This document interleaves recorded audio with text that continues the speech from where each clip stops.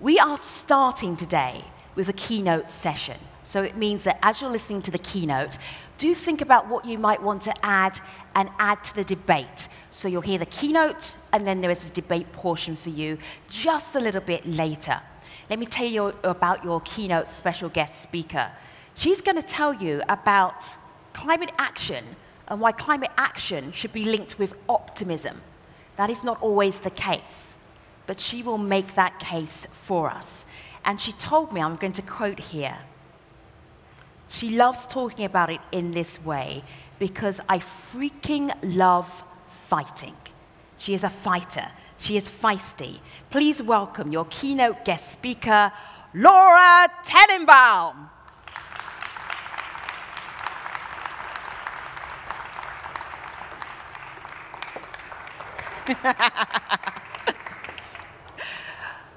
Welcome, Laura. The stage is entirely yours. Thank you so much. So thank you to the organizers of this event, and thank you for being here. I'm super honored and grateful to be part of the event. And I was asked to give a talk on optimism about climate change, and I said, come on, doesn't want to do that slide. All right, we'll skip the one about the trash. There, woo! So I said, I can do that. I can talk about optimism. And I'm going to start with a story. So this was just 2 months ago. I was invited by the Weather Channel to guest host a podcast on climate change deniers. And this was going to be at the Trump International Hotel in Washington, D.C., which was a place that I wasn't particularly excited about going. But I thought, sure. And the idea of this is that climate change science is something that people already know about. It's not like other types of science, like astronomy or something, where we learn something new. Everybody already has an idea about climate change. And part of the reason that we're even having a conference like this and still kind of fighting to have these new solutions, like everything you see on the floor out there in the conference center, is something that maybe is going to happen soon. And the reason why hasn't it already happened is because the climate deniers have been confusing the science, muddling the science, and spilling out disinformation. So I was here to find out who are these people and how are they so powerful. And you'll have to wait for the podcast. It's called The Big Lie. I'm not sure about the date that it's going to be released, but I'm not going to talk about that the whole time. The point that I'm making with it is at the very end of the conference, remember, these are people who have talked at me, talked down to me, talked over me for about 10 hours. And as I'm walking out, a guy comes up to me. Most of the people were polite. This guy comes up to me at the very end, and he's this far from my face, and he's screaming at me. And he's like, well, we can't even do anything about climate change, even if it was real. And you can't take the carbon dioxide out of the atmosphere. You can't stop the pollution. It's inevitable. You don't want to ruin the economy. There's nothing to be done. And he's screaming at me. So I pause, and I kind of push him back a little bit. And I say, laying down, giving up, and not working, not doing anything, giving up, is not a solution. And I think that's the point of my talk, is that we have to try. We have to try something. And in fact, we have to try everything we can possibly try. And if you want to call that optimism, that's how I feel. Obviously, I don't know how to work a clicker, but fortunately, that doesn't need to be my skill set. Anyway,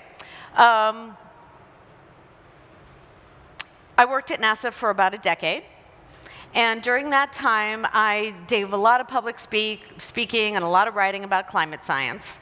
And in all the time that I did speaking and writing, I also listened to people, and they would come and they would ask me a lot of questions. And the most common question that I heard was something around are we going to die? Is this going to be terrible? How bad is climate change? And it's a sense that I saw that people were either in two categories. They were either completely overwhelmed by the enormity of the problem, to the place where they were having anxiety and they were panicked and freaked out, or the other option was to just turn it off, right? I'm going to eat a pint of ice cream, I'm going to watch reality TV, I just can't even deal with climate change, it's so bad. So those were the two things that I saw most of. And what I recommend, instead of panicking and going to anxiety and freaking out or tuning out, is to just stand with courage and see what's happening and understand the truth and move forward in this honest way. So that's what I'm going to talk about next, if I can get this to work. There. So you're going to see 3 times a slide, I suppose. OK, so the truth is that we've increased, as a society, carbon pollution in our atmosphere. And I'm sure you've seen slides like this before. But the thing to notice is that, yes, climate has changed in the past. And yes, we've had carbon dioxide in our atmosphere since the beginning of the planet. But what's happening now is the amount of the increase and the speed of the increase is unprecedented in the history of the planet. And what we're seeing, why am I struggling so much with this?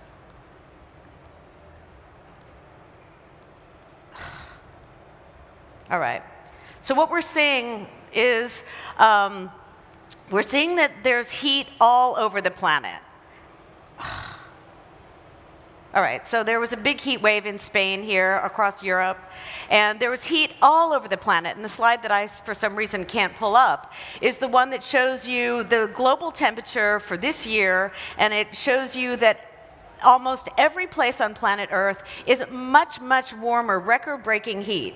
And then you see other places, a few places, don't have record-breaking heat, but they're hot. And the very few places, there's no place on planet Earth in the last decade that has been less hot, that has been cooler. Every place is either the same or hotter or record-breaking heat. And here in Spain and in Europe, you've had these extreme climate events like heat waves.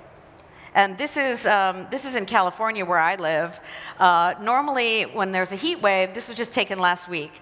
When there's a heat wave, when I exercise, I don't exercise outside, I go to the gym. This is taken at my gym in the parking lot. So there was a fire across the street from my gym. I don't know if you heard about it. There was a big fire in Hollywood, the Warner Brothers fire, just last week. So on the other side of that hill that you're looking at is the Hollywood sign. And the owner of the gym took this photo. So we're having impacts everywhere, not just in any one place of the world. And this is so frustrating. I'm really sorry. Anyway, the slide that you, for some reason, can't see is the one that shows you that all the last 5 years on planet Earth have been the 5 hottest years ever. So these last 5 years, 2014, 15, 16, and 17, are all the hottest years on record, and it shows that 2019 is looking to also be in those top 5 years. And it's not just the heat waves. It's not just during the summer. We're having record-breaking heat at night, where it doesn't cool down again. We're having record-breaking heat even in the winter time. So that's some of the impact. That's some of the truth if you want to look climate change straight in the face without freaking out or turning away. You have to see what's the truth. So I had to sneak in at least one science slide in this, so fortunately that is not switching around. And I worked at NASA for 10 years, and one of the things that I worked on, most people understand that Greenland is melting. And because the atmosphere is warmer, we think that we know that the ice sheet is melting because of the higher air temperature. But one of the things that we're looking for is the water around the island of Greenland is also warmer. So how much is this warmer ocean water going to melt the glaciers around Greenland, and then those glaciers fall into the ocean, and we get sea level rise globally.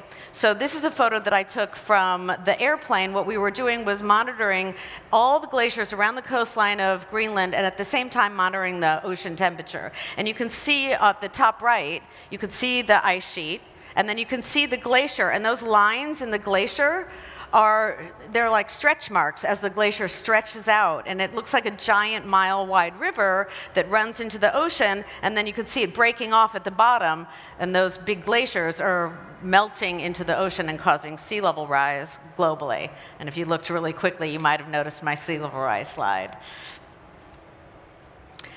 So we've got increased heat waves, increased sea level rise, which is impacting global cities everywhere. There's a coastal city, you're having sea level rise. And just the other night, I had dinner, and people were asking me, what do I specialize in? And I talked about inundation in coastal cities. And the woman to the left of me was from Venice, and the woman to the right of me was from New Orleans. And I was just, oh, no. So then the question is, what do we do about it? And I have 10 minutes to tell you, which is fortunate. So there's 3 things I always say that people can do. And the first thing is you have to spend a little bit of time, or as much time as possible. Oh, good, we got this one.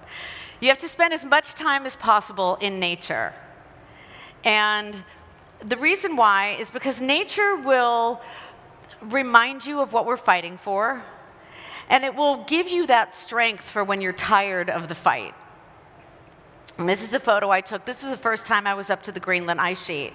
And in my mind, I was prepared to go. I knew I would see the ice sheet melting. This is Russell Glacier. I knew I would see the ice sheet melting. And I thought in my mind that I was going to be super sad about it. I was prepared to cry. And I stood there in front of the ice sheet. And you can see here, right in front, is a 100,000-year-old 60-meter tall wall of ice. So that 100,000-year-old ice, to me, represented the past. And you can see right in front of that ice, it's falling down, and there's a big river. It's actively melting and flowing. And that's the present, right? The ice is melting. And off to the right, you can see that river goes all the way out to the ocean. If I was standing there and turned my head to the right, I could literally see the river going down the fjord toward the ocean, and that represents the future, which is the sea level rise that we're going to have. And again, I thought in my mind that I was going to be super depressed, standing here, literally watching this thing of amazing beauty melt in front of my eyes. But I couldn't be depressed or sad because it was just so incredibly beautiful that it blew my mind. And I just sat there with it, feeling extremely grateful to be alive. And I guess I'm asking you to do that too on those times where you're feeling overwhelmed, depressed, it's too much, having climate anxiety or environmental anxiety, to just remember what we're fighting so hard. And you don't have to go up to Greenland or go to an exotic place to enjoy nature. Sometimes it's just about looking at a weed crawling through a crack in the sidewalk and realizing what the struggle to live means and the beauty in that.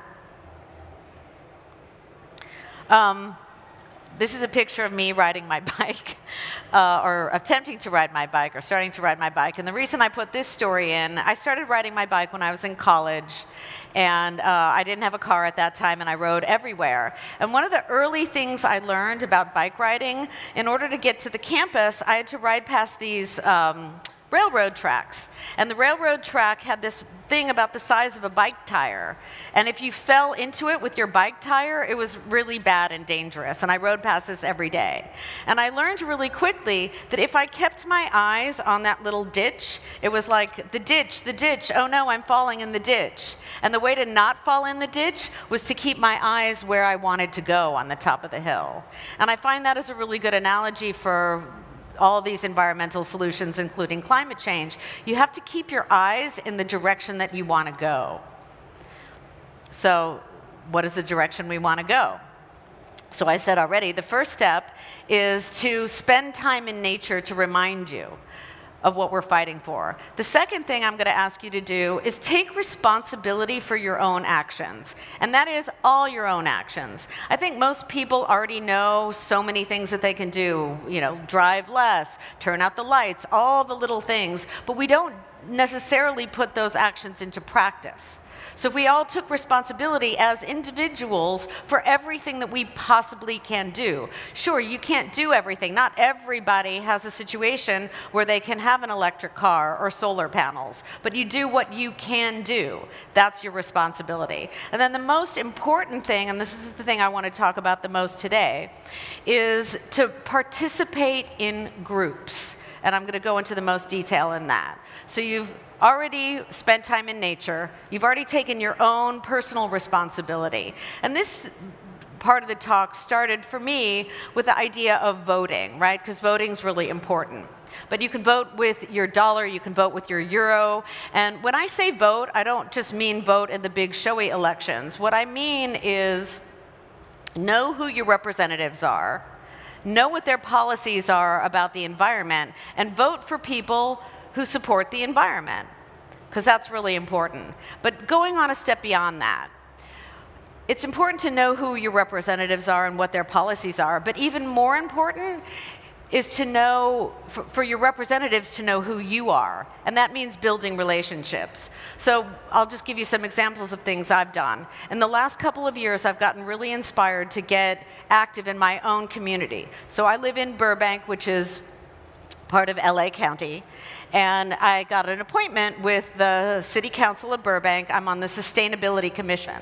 So not only do I know who my representatives are, they know who I am. And I'm encouraging you to do the same thing. So you go to City Council meetings, you vote with your body by being there and talking to your representatives. It's also been this great opportunity. So sure, we're going to be facing big challenges, extreme weather, all kinds of big, almost things that are impossible. Like the guy who came up to me at that conference I was at the Trump Hotel in DC with climate deniers, and he was saying, this is impossible. But I believe that trying to do things that seem impossible, it's different than trying to do something that you already know you can do.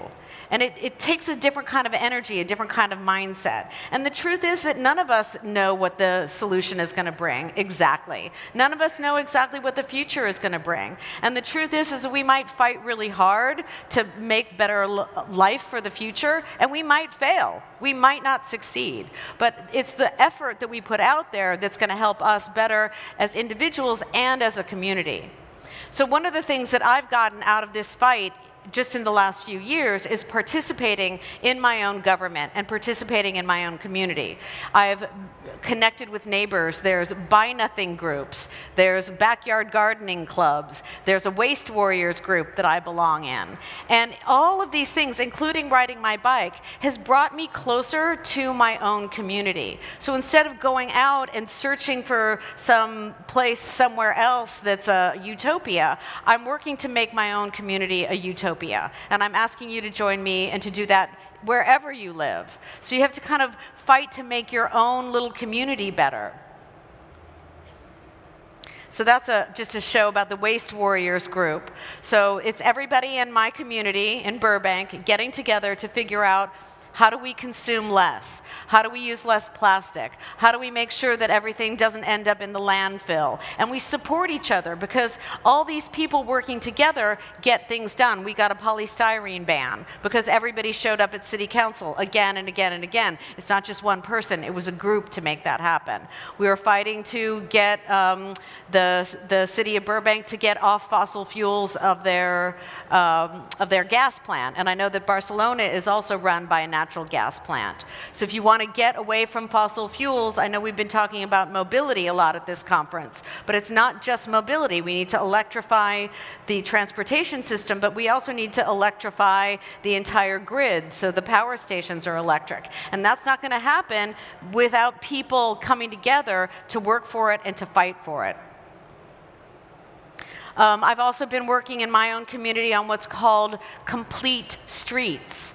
So in order to make people drive less and walk more, legislating that maybe not going to make it happen. So you have to make the streets more inviting. So we're broadening the sidewalks, planting more shade trees so it's more comfortable to walk, making these big crosswalks so it's safe. And the whole community is participating. So that's how come, there it is. This just came out in the newspaper yesterday. So they interviewed us because we ride our bikes so much. And it's just showing other people that if we can do it, you can do it too.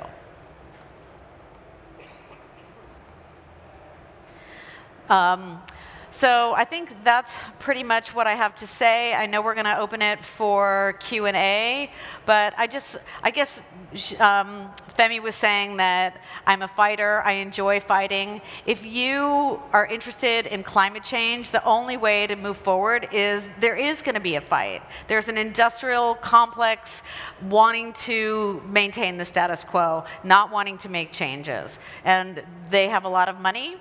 And so we're going to have to keep going. It's going to take all of us, everybody in this room, and all of our friends and everybody we know to keep fighting, to keep pushing if we want to have the new clean, green, safe environment for all of us and for many generations to come. So I invite your questions, and thank you. Thank you, Laura. Stand this way, in the light. In the light. I know, I've been fighting with this the whole time, I know. so maybe I should put it down. I also started with, I love freaking fighting. I didn't realize it was going to be with the remote control. Go and put it down over there. In the meantime... I think in this fight, the remote control actually won. Exactly. But not in the long term. Let me show you where the microphones are. There's one here, there's one here, there's one here. You only have a few minutes. Can I see where the questions are? Okay, fantastic. Would you like to go and stand over there? There's a microphone just there. Fantastic. Any more questions so I can make sure that I don't leave anyone out, don't leave anyone behind? Fantastic. Do you want to go and stand behind? Brilliant. I love the way that you entitled your chat. Take a seat here. We must respond to the climate crisis with courage. What is the courage?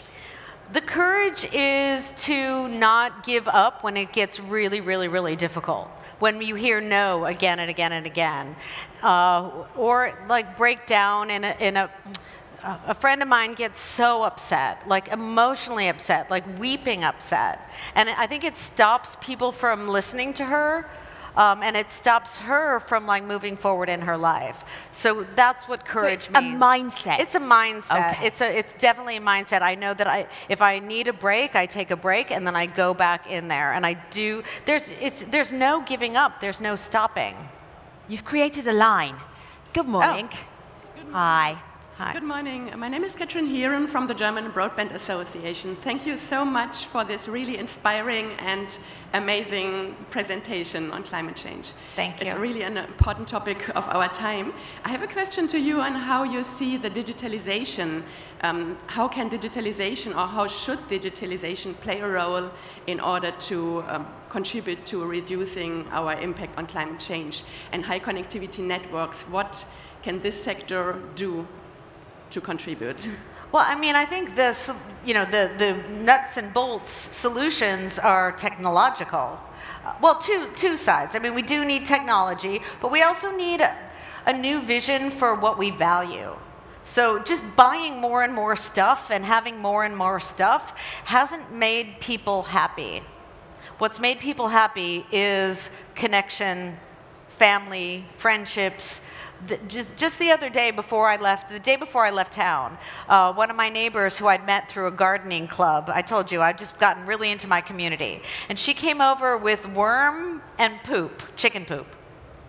And it was like most people, if your neighbor comes over with worm poo and chicken poo, you don't get super happy. I was so happy. And we dug around my fruit trees and fertilized everything. So those kinds of things, I think, are what's going to make people happy in the future. Because obviously, getting more and more material stuff isn't that. So a combination of building good social networks, places where you live, and technology, different technology other than burning fossil fuels. I mean, the combustion engine is gone. It's over. It's finished. So, Laura, I'm going to move on because otherwise not all of us people are going to get to talk to you. Thank you so much for your question. Good morning. Buenos dias. Good morning. Thank you so much for your inspirational talk. My name's Despina Anastasio, and I'm responsible for new materials in infrastructure. If you had unlimited funds and resources, what would be your top 1 to 3 solutions that you would be implementing now? Batteries are really important. You know, cheap, reliable batteries that you don't have to mine for super expensive materials that also can be repurposed again and again. So it's a circular material would be super important. I think that, as I was saying before, the transportation sector has figured out how to do it. We just have to implement it. Whereas the energy sector, the power sector, is still struggling to figure out how are we going to replace these natural gas and coal power plants. And so the batteries would be super important. Thank you so much. Thank you. Any more questions here? Raise your hand if you have a question. Did I get all of you? All right, fantastic. Something that Laura told me as we were chatting, getting ready for this keynote, is that you get hate tweets. Oh, I had hate tweets on my way here. What's the hate? I don't totally understand it, but I've had a lot of hate tweets and hate mail, and if you post this video on the internet, there'll be hate comments, I'm sure. I think that not anybody here in this audience, not anybody here at this conference, because clearly everybody here at this conference is excited and enthusiastic about the future. But there are people, like my own family, who aren't climate deniers, but they're aging, and they're afraid of change, desperately afraid of change. And I think that change scares a lot of people. And when they're afraid, they act out. So that's my sense. There's the anti-climate group is very well coordinated. Climate scientists are super busy going to Greenland, studying the ice mass loss, looking at temperature, and people in technology are super busy inventing and being engineers. But the climate deniers have a lot of free time to tweet. You, I think once a NASA scientist, always a NASA scientist. So you're a NASA scientist who had a career jolt, not from your own making. How did you then pivot to become such an activist voice? I think there was a lot of inspiration in America right now to get active. I can just mention that, so I worked at NASA for 10 years. I was a senior science editor for climate.nasa.gov, the global climate change website. And after the most recent presidential election, I was censored, and then I was stripped of my duties and barred from speaking from the press, and then finally I was forced out in 2017. So it's been a couple of years for me, both career-wise and just with my country pulling out of the Paris Accord. I mean, there's been so many environmental laws that have been rolled back in America, and it's just activated so many people, and just like gotten, many women have been really activated to say, now's our time to stand up and work this out. I know that something that you wanted to do today was to be very practical. So this is what you do. This is what you need to do. I'm almost feeling that you're preaching to the choir, particularly in Europe, because Europe is a very different beast to the United States right now in terms of climate action and climate change and just politically where people are. But things that people can go away and definitely do, just reiterate those. Sure. Well, everybody can find your local either green club or environmental club or Buy Nothing Project group and join. And that's because, remember I was saying how everybody can take individual action, but there's things that you don't even know that you could do. There's so many, and you find them out by working in groups. So every person sitting here, if you haven't already joined one of those groups, and I just mentioned I'm in a Waste Warrior, Sustainability Commission, Buy Nothing Project, Home Growers Club, and probably one more that I can't remember. So, and the Complete Streets group. So join all these groups, as many as you can, and participate. And if you're not leading one, then become the president of one. So you really, really can show up to your city council meeting. Laura, you're going to come back and you're going to be in the plenary session. Yes. But for now, the auditorium will thank you. Thank you very much. Thank you. Thank all of you. All right.